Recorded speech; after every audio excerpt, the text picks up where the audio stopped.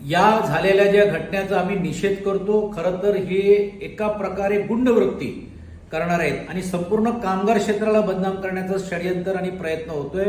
राज्य शासनाची आम्हाला विनंती राहणार आहे की तातडीने या सर्व लोकांना अटक केली पाहिजे आणि एक धमक दाखवली पाहिजे की अशा प्रकारे ही गोष्ट होता कामा नये. एसटी कर्मचाऱ्यांच्या बद्दल आदरणीय पवार साहेब असतील, राज्याचे मुख्यमंत्री असतील, सातत्याने सहानुभूती या नात्याने विषय सोडवण्याची भूमिका घेतली. मला खुद स्वतः माहिती आहे की राज्याचे मुख्यमंत्री असताना देखील आदरणीय पवार साहेबांनी जी मध्यस्थी करून एसटी कर्मचाऱ्यांना न्याय देण्याचा सातत्याने प्रयत्न केलेला आहे. हा आकस आणि हा दाखवण्याचा प्रयत्न हा संपूर्ण कामगार चळवळीला काळात एक धक्का आहे. ह्याचा आम्ही निषेध करतो.